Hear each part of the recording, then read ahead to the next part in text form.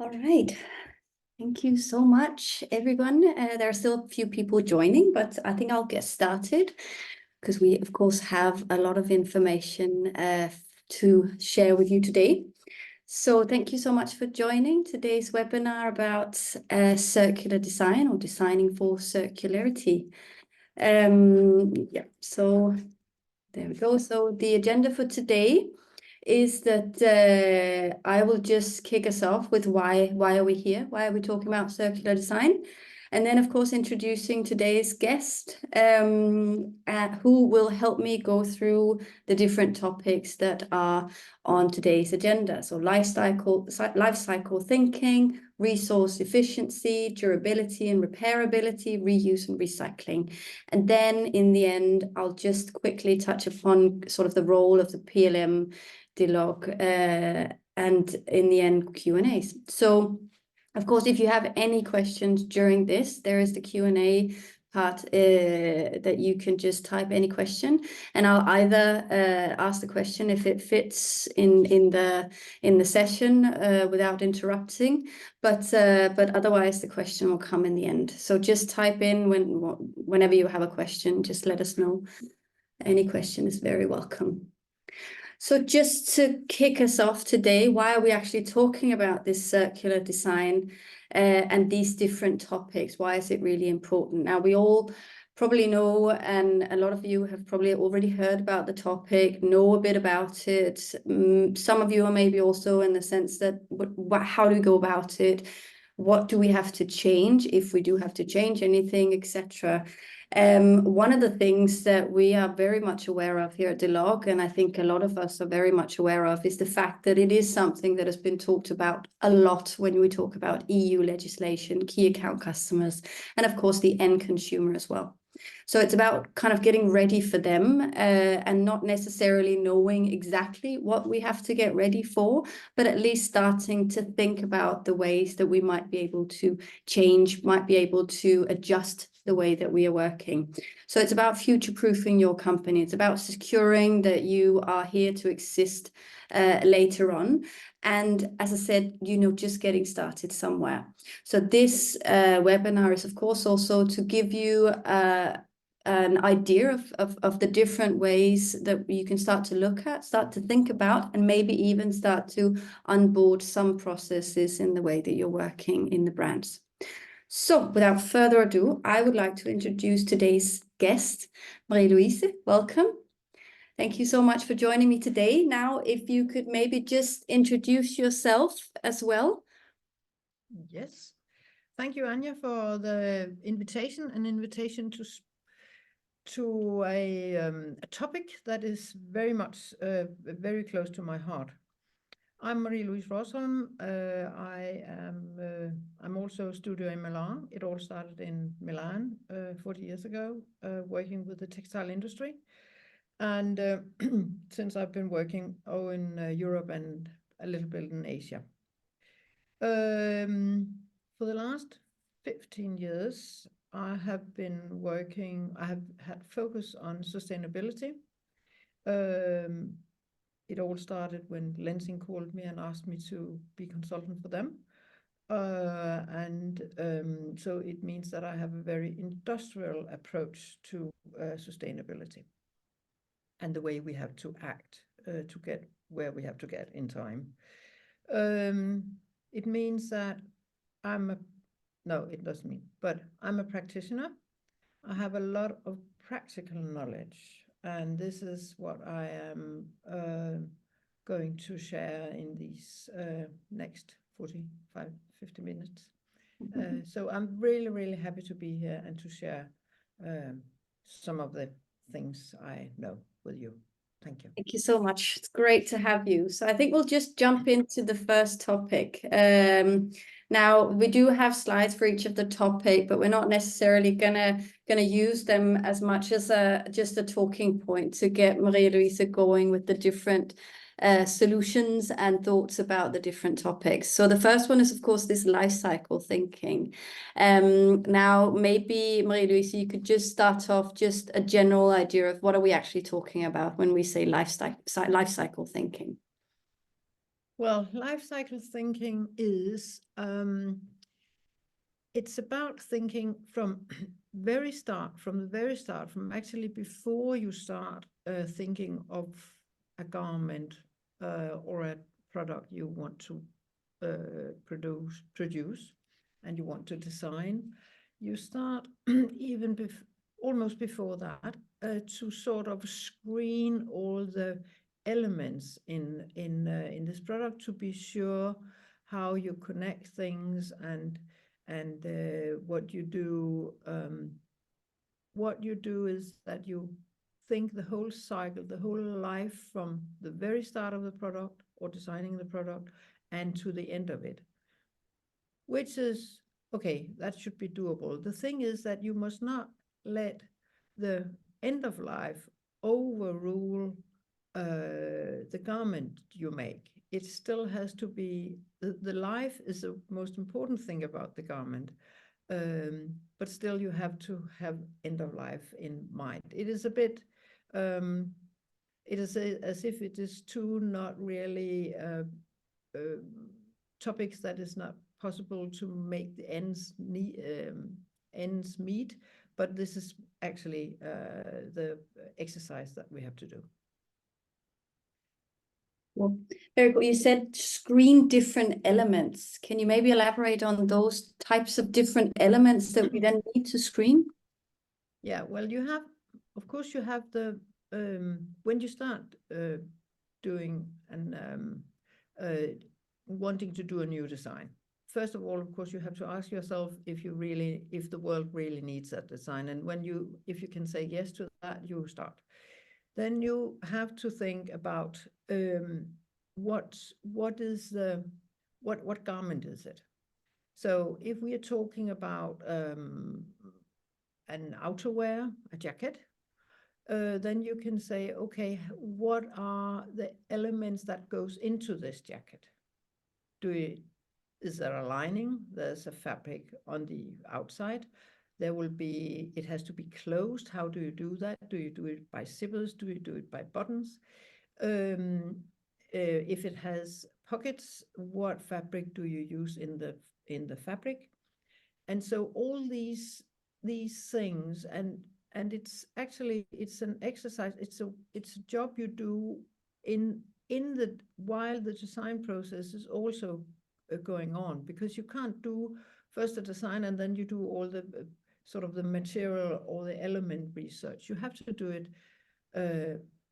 one along the other, so you are sure that you do the design, and the design should not end up be, okay, then we just do it all and in potato sack fabric, because then we're sure that it's going to be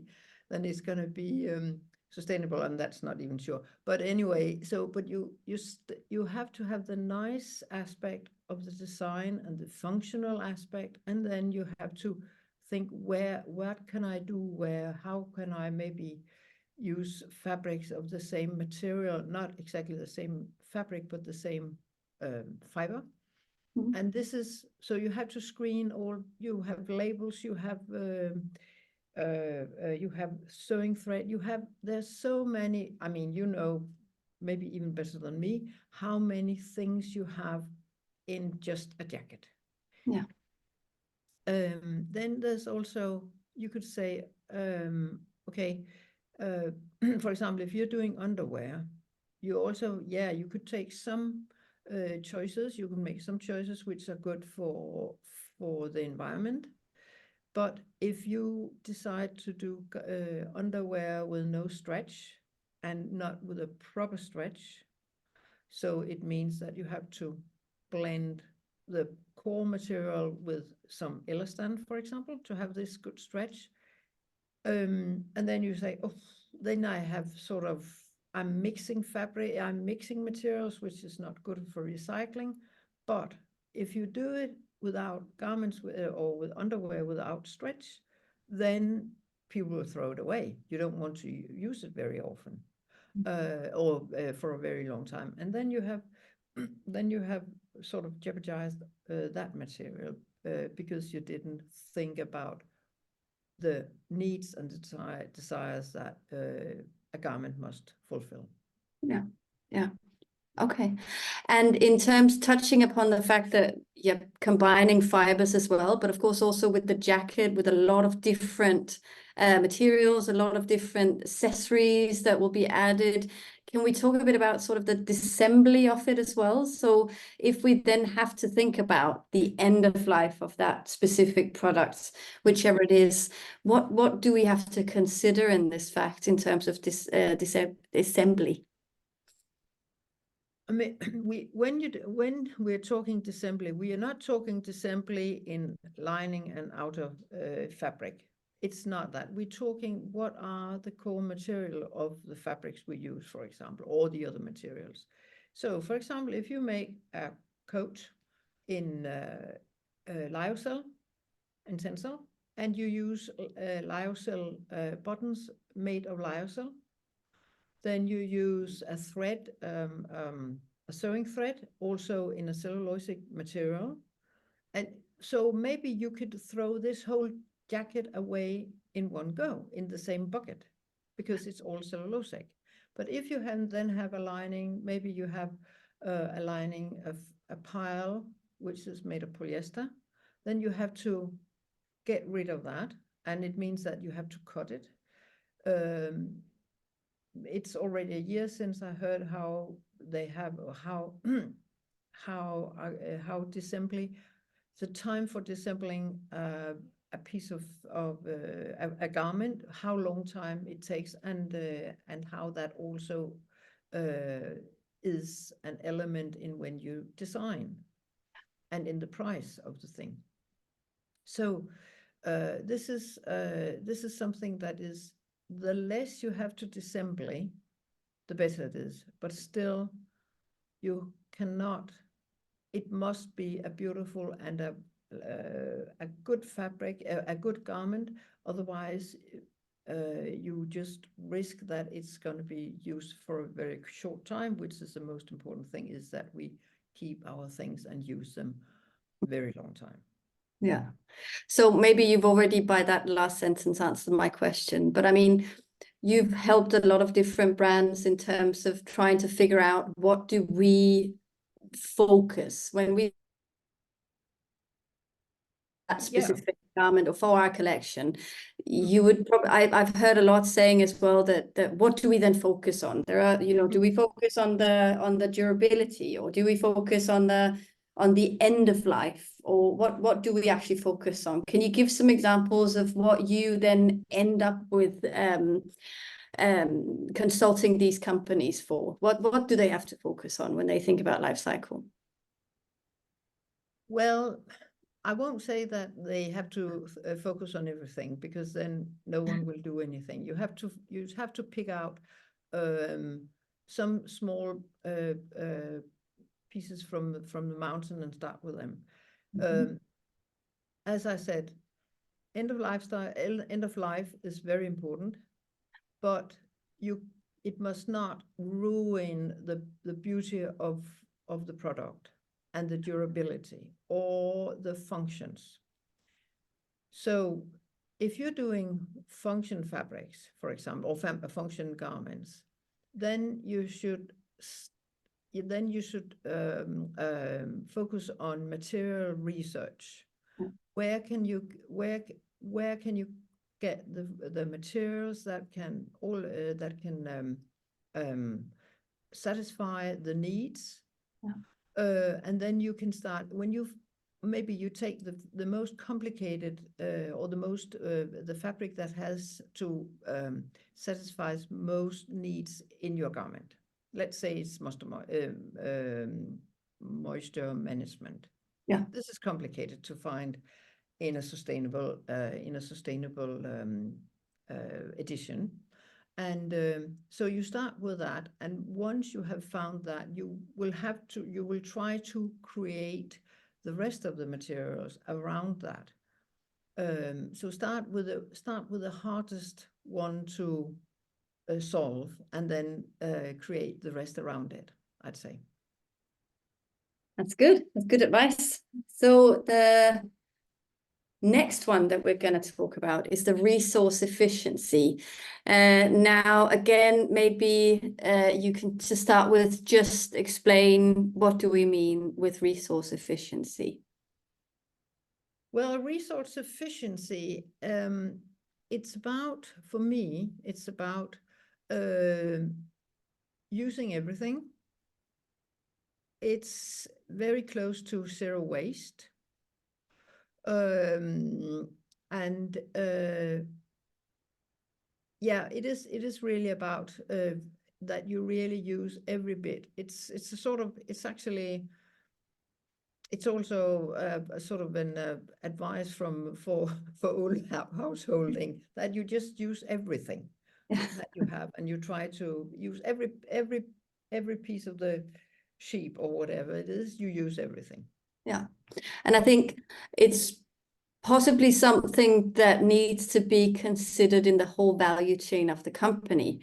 Maybe we can dive into a bit, especially in terms, of course, where we are in design, production, buying, measurement, construction, etc. So which considerations, if we can take through those, you know, design, construction and buying, to be considered in terms of resource efficiency? But the first thing, I noticed that you put design and construction as if it was two topics, and they're not. We have to break down the silos, of course, in terms of big corporations, but also in terms of small corporations. We have to collaborate. It has to be much more of a collaboration also within a little team. Small to big teams, small teams, you have to collaborate because one thing will affect the other. So the design will affect, of course, what the construction has to be, but the construction will also affect the design. And that is very important, that we don't sit in rooms next to each other and we don't talk together. We have to talk. And so the construction and the design, I have stumbled about situations and examples where, oh, we use the whole width of the fabric. Yes, because you made all your garments larger, so you could say that you don't have any fabric waste, but I mean, you're making very big sizes, so you're using the fabric anyway. And of course, it's not a question that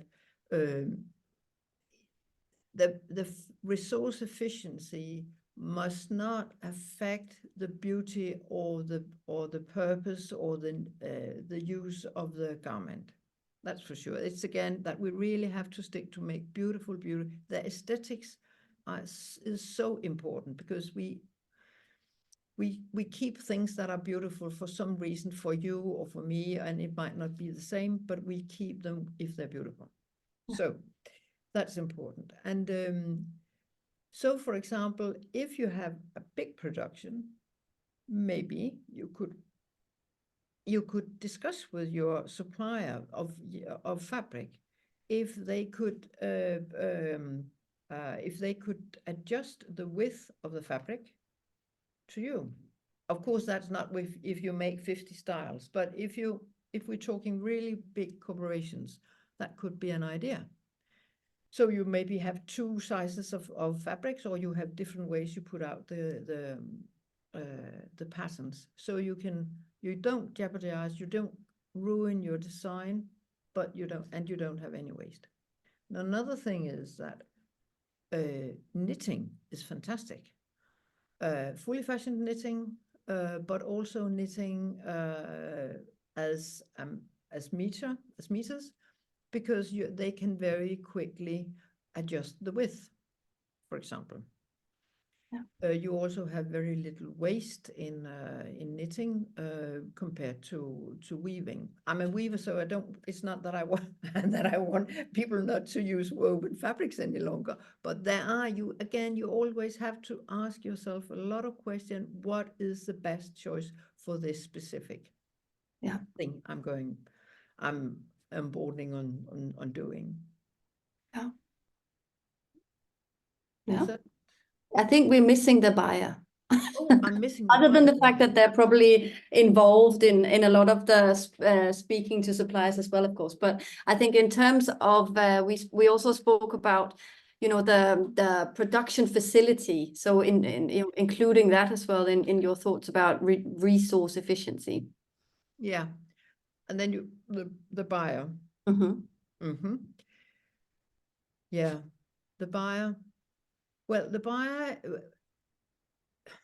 it has to be an education, and it's not because I think that buyers are stupid, not at all, but it's an education of what things actually cost. Yeah. It's a thing. It's educating that it's better to buy one T-shirt instead of 3 T-shirts, maybe even at the price of 3, or at least at the price of 2 T-shirts, because they if they can then trust that the quality of the T-shirt is better. So there's also a lot, yes, that education, but there's also a lot of trust between seller and buyer, as always, and maybe that has run a bit out over the many years of fast fashion, and we have to regain and get that as a very important thing, that we have to trust what you buy. Yeah, definitely. I think that it's the buyer is it is difficult. It is always a little bit. It's a little bit of a joker. Another thing is, of course, education in school.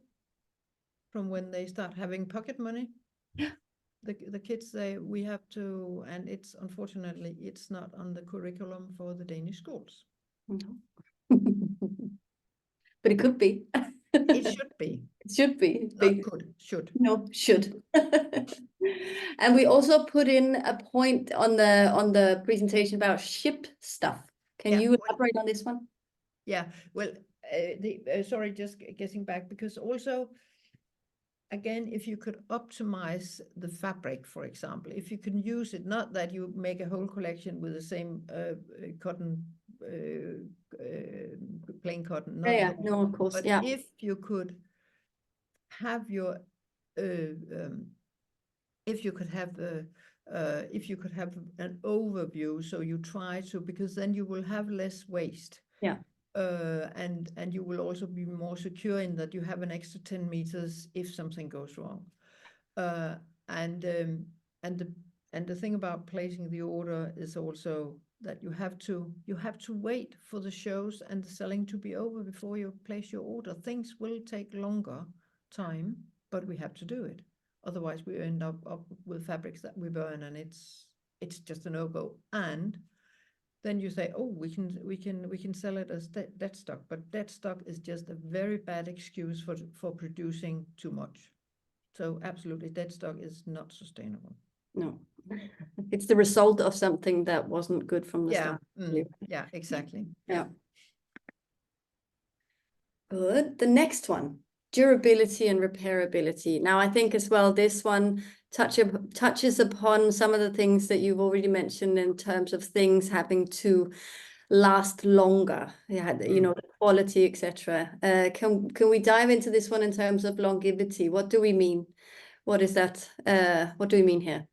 Well, I mean that we have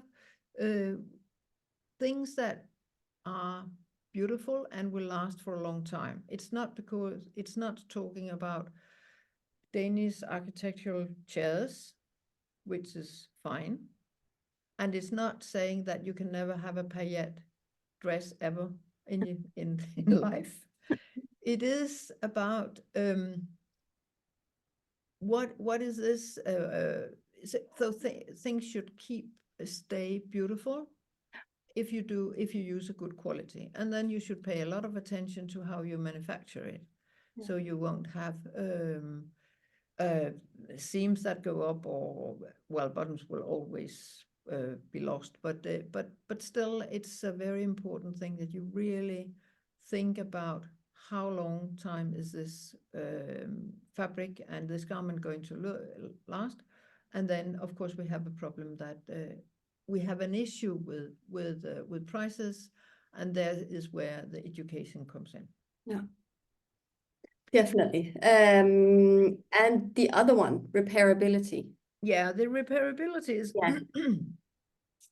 I don't actually know how it is with the men's trousers any longer, but I remember my dad's trousers. They had already always had an extra couple of centimeters at the back, so they could be so if he ate too much, they could be larger. And you could adapt all these things. You can adapt them in. I'm not a pattern cutter, but of course you can adapt them in the sides. So you can not again. You should not make your design so it fits everybody, but that you can make it smaller or longer, whatever need it is. And that is it's again it's a sort of an old value that has been lost because we just buy something new, and that is it's a pity. And Yeah. it can easily, it's a thing you can easily do, and that is why it's important. The other thing about the repairability, and then of course you could also be sure to, with everything you sell, have a little bit, a patch of fabric. Well, the bottoms are normally there, a little bit, a piece of thread, if there's a visible thread in another color, so people can repair it. It's not said that they're going to do it, but it's showing them. For now, it's maybe showing them, it's nudging your client to repair. Then let's, and that is for the moment, it's okay, but it's also quite an important way of nudging them. I'm thinking about the nudie jeans, for example, where you can get take your trousers to the shop again, and they will repair them. Yeah. I visited a nudie jeans shop in Munich a couple of years ago, 2 years ago, and they told me, these guys, that Munich is a very rich and very old money city, and you certainly don't repair your visible your garments there. But so they told these guys in the shop that in the beginning they had maybe 2 or 3 pair of trousers coming in a month, and when I was there was no more space on the shelf. So things are changing. Yeah. People see that it's also showing that it's good quality if you actually have repaired it. You would never repair a piece of bad quality. And so this is repairing is, and then another thing that would be good, and would be very, very, very good, is that you don't pay the full price for repair, a lower VAT. In Sweden, they have only 10% on repair. You could also have repair centers. Actually,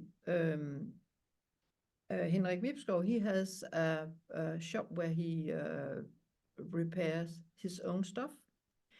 The thing that if we only want to repair our own stuff, which is fine for if it's not a worldwide brand, then we will have to ship things back and forth. Yeah. And it's going to be, and then a part of the resources, it will be a logistic effort that is just maybe probably not worth it. So Yeah. we would need to have repair centers. And that would be very, very important. So we actually have tailors back being able to repair. Yeah. Yeah, because then you're touching upon the one that we had previously with resource efficiency, right? That if we then create something or an incentive to do something, then that it affects a different thing that is then not feasible for you as a company. I mean, then you're just creating two bads.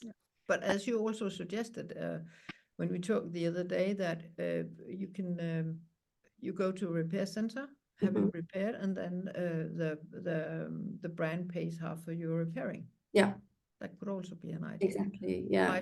Try to get around this, but because the repair service, also nudie jeans, they only take their own jeans, Yeah. which is, it's very good, and it's very good because you also start a relationship. As nudie jeans says, your first pair of jeans, that's a relationship. It's not a pair of jeans. No. And of course that you come back and you create also, where you go to Lifco and you have to have your things repaired, you create, it becomes really a relationship. So brand wise, it's very good idea. Yeah. Also. Yeah. Definitely. I forgot the one let me see if I can go back, because we actually forgot the ship stuff. There is one that I just mentioned. You forgot that one, which I did. Yeah, sure. So can we just go back to, because I think that actually touches a bit upon what we just spoke about as well. In terms of resource efficiency, what do we mean with ship stuff? Well, we should not ship. We should not ship by air. We should do things in time for shipping by ship. And it's true that there have been numbers out lately that ship is not so fantastic compared with air, but on the other hand, it is a better idea. The problem is the timing. Yeah. And again, we have to learn that things are not going so quick, that we have to be, on the other hand, I said you shouldn't order your stuff before you know how much you have sold. On the other hand, you have to place your orders so early that you can actually have that they can arrive in time. Yeah. But maybe you don't have to have your summer collection already in the beginning of January. There's again some education that you can, well, you get your stuff, your summer stuff in for Easter or something like that. I mean, really try to be more, not being so new things. Take your time and not have 4 or 6 seasons, but have 2 seasons, if seasons at all. That does really, actually, because I think when people hear the, circular design, designing for circularity, I'm not really sure that, including myself, that we think about this, that we think about that it isn't necessarily a take back model or repairability. And so it's also about the sort of the basics of being in this industry, that we need to plan things very carefully to ensure that we are not using too many resources on things that's actually not necessary to use. No. Yeah. And I mean, we have been in, I suppose a lot of people listening here also know the fashion world from being in it or next to it. And the time pressure, always being late. It's not even healthy for the people working there. That's another thing, and that's also very unsustainable, so not having good work conditions. So we have to, I don't say that we are not having to have new things during the year, but we really have to calm down. We can live another month before we see the summer stuff in the shop. Yeah. Slow down. Slow down, yeah. Exactly. So I'm just going to jump to this one. The final one with reuse and recycling. Now let's just dive into that one. Everything must be in use for much longer time. Now, can you come up with some examples in terms of this? I know that we've touched upon the fact that things have to last longer, but reuse, recycling, what do you think? Yeah, for the first thing is that let's go back to the paillette dress. Yeah. Which maybe you think 10 years of your life, it was fantastic. Then maybe you don't think it's so fantastic any longer, or you would like a gold dress instead of a silver one. And then, so it's not a problem.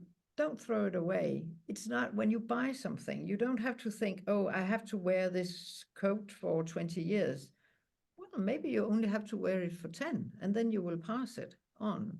I hear from some of the fabric mills in Italy, in the Biella area, where they do very classic stuff, that they have very good sales they sell a lot for the moment, because people buy, also Burberry, big brands, they buy good clothes because their buyers, their customers, they buy a coat that they will pass on to their daughter. And that is that's a very good thing. Maybe you don't have to pass it on to your daughter, or maybe your daughter don't want you to pass it on to her, but you can sell it. You don't have to think only, again, you don't have to think in your own silo. You have to broaden it out. So actually, you're buying a coat, you're doing the first investment, and then you're selling it on in something. If you're going to shop or you're doing yourself, it doesn't matter at all. But it's important that you sell it, because we tend to take much more care of stuff that we sell than that we have bought than things that we given. If it's given as a gift from a person you like and you like the stuff, then it's something else. But if it's just, oh, here's a plastic bag of things we don't use any longer, then it's not that worship. So that is one thing. Another thing is that when you could also put in your garments, is again about having a longer relationship between your customer and the garment they buy from you. Ideas for what you can do with it. You can do well, you can make a jacket turn into a vest if something happens with the sleeves, or you can make it short sleeves, and or you could a lot of stuff that, so you could urge people. It's not, again, it's not said that they're going to do it, but maybe they will. And if you make a short sleeve out of a long sleeve sweater, then you can make a pair of gloves out of the rest of the sleeve. So, and these things, of course, you can't fit it into the label in the garment, but you could put in a QA code, and so, or you could also have a center where people, when they use your specific clothes for a new idea, they could put it in, and that could be a shared thing, and you and all your customer could access to it through an QR code in the garment. Yeah. And what do you think about in terms of there are a few take back models as well, and companies that do this. What is your thoughts on those? It's, to be very rude, it's only a way of having customers in the shop again to sell them some more stuff. Yeah. Sorry. No, that's fine. We want honesty. Yeah. And what about recycling? What do you think about that? I know that right now in the presentation, of course, recycling is not the answer to a never-ending consumerism. So what is your thoughts on recycling? Well, it's a very difficult question. First of all, we have to look, and I don't know how, but we have to look at a much bigger loop. So when you go into a shop, because you can put your t-shirt and then you can buy a new t-shirt, it's much too short a life for that t-shirt, unless it's so worn that it is. But it has to be, we have to wear things for a long time, and then they maybe have to go into other, it could go into other areas of products. Maybe your t-shirt is not going to be a t-shirt. Maybe it's, if you can wear it for a long time, and then you could do a mechanical recycling, which is less resource demanding than a chemical. And there maybe you could do something else. You could use it for furniture, or as really do. And so there's another way. We have to think much bigger scenarios, and we are not good at that at all. I think some of the worst ones were the sneaker thing, that you could hand back your sneaker, and then you could get a new sneaker. They had these really very close small loops, and it's true that you don't use new material, but you use a lot of resources. Yeah. And resources is just as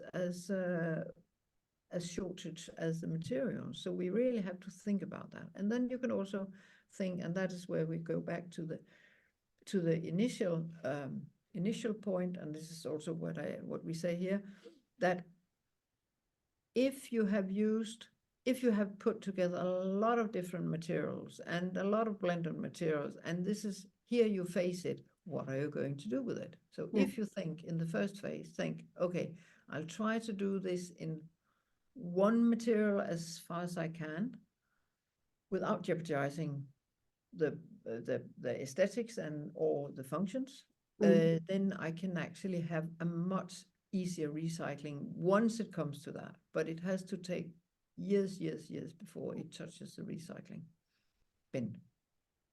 Very good point. Yeah, so I will just very quickly, because we're running a bit out of time, but I will very quickly just touch upon the fact that many of the things that has been mentioned today is, of course, something to do with the design phase of your ideas, of the starting point, which is also where the PLM, which is where the log comes in the process. This is where you feed your garments and you create them with all of the different components, the different design materials, etc. So because of that, I also think that when in terms of designing for circularity, that is something that is also needed to be thought of when you are in your PLM system.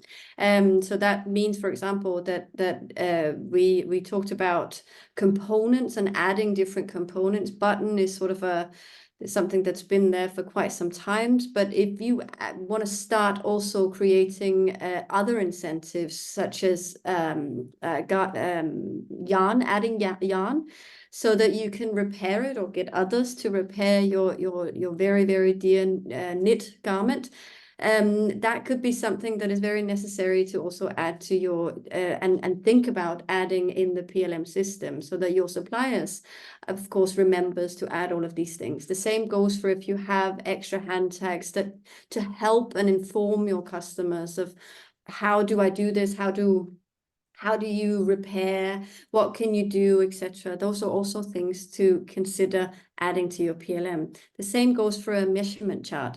The measurement chart is such an important thing, like Marie-Louise also mentioned many times, that creating garments that are fitted to you, fitted to your customers, but also taking into consideration that there is a roll of fabric and this pattern actually needs to fit this in the best way possible. Having your suppliers help with that as well through your PLM system is also a possibility. So using this communication tool in the PLM, in the log PLM, is such an important part of just ensuring that this is not only something that is done on the design table in the design ideas, but this is something done in the collaboration between everyone in the company and the suppliers that you're working with. So that was just to touch upon that. Now, in the end, if there are any questions, there aren't any, so maybe I've asked all of the questions necessary to Marie-Louise.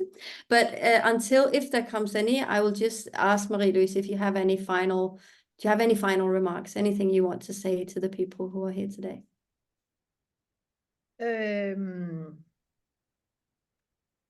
Well,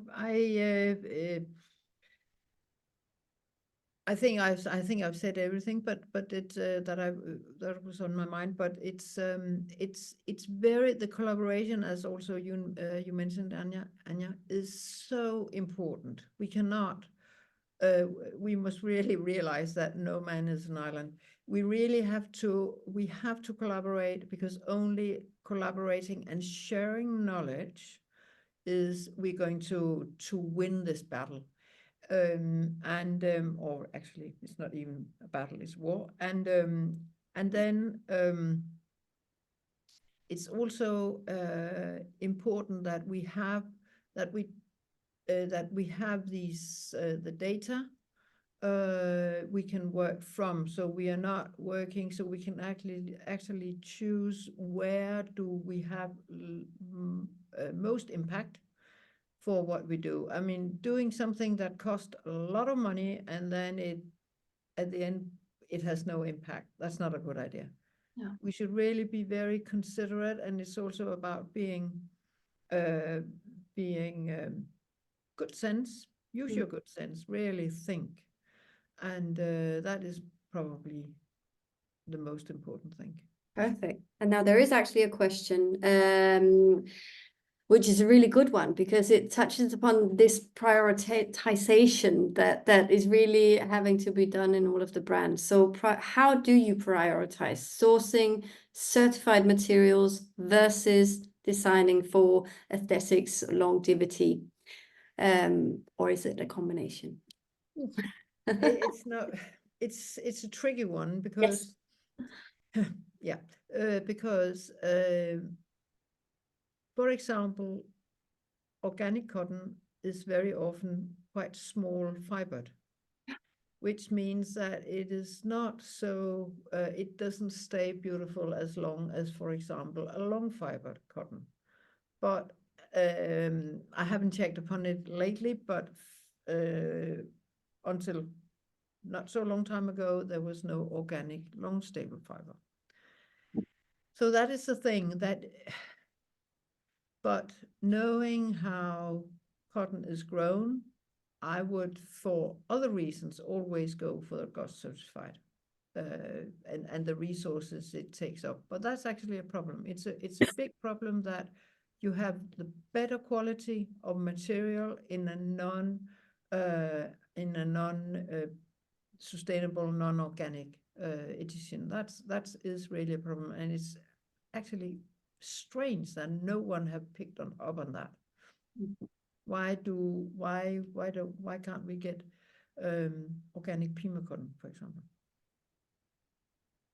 Yeah, that's true.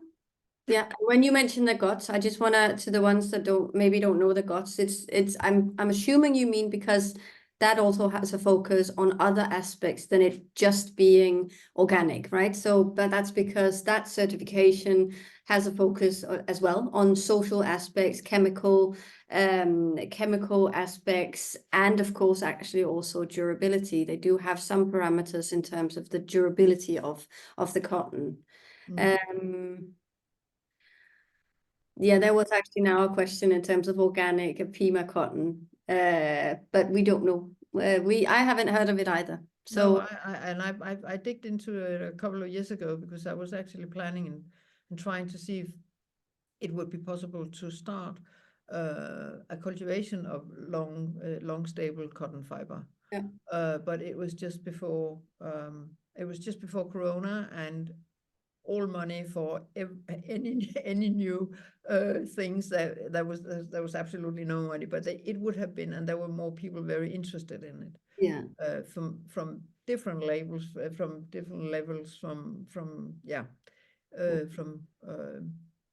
medium to high level fashion was very interested in, but it was impossible to raise the money. yeah. And I also think I feel like I've heard quite a lot the recent years that we are at a point where a lot of the new developments, the new things that are coming in terms of new types of textiles or new technologies in textiles, they're still so early stage that industrializing that, it takes quite a long time. So even though that we do hear about, I don't know, pineapple something, or I don't know, avocado seed, something else or something, that the way or the journey from the idea and the institute to the industrialization of it is quite a long time, right? It's a very long time, and it is a very long time, and it's we don't know how efficient it's going to be. We don't know how much it's actually going to save us. So I think it's very hard to judge on now. Of course, all these experiments, they should keep on, absolutely, because we have shortage of the conventional materials, so we have to get new materials, but it's going to be a long time. Yeah. Before And I we guess actually also can see it in exactly. in a volume with a volume that with the volume. Yeah, can. because I guess I'm also thinking about the fact that the durability of such new materials that are coming might not be in the Well, level that it we, depends. It depends on the yeah. fiber. Okay, interesting. There's some, for example, there's some. I don't know where they're from. They make banana fiber, and it's very good, and it's very durable. So it depends on the fiber, and for sure also the people working with it. Yeah, nice. All right.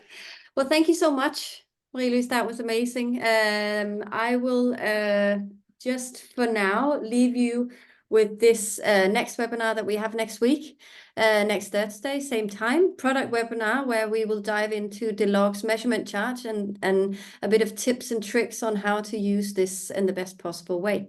So for now, thank you so much, Marie-Louise. It was a pleasure to hear everything. If anybody has any questions afterwards, please just let us know, and I will pass them on to Marie-Louise. As you saw, there is a QR code as well for contacting Marie-Louise at a later stage if you want to. She's always there to help. Yeah, if you have anything, just let us know. We will of course send the recording and the presentation as well for you at some point. So thank you so much for today. Thank you, Marie-Louise. Thank you for having me.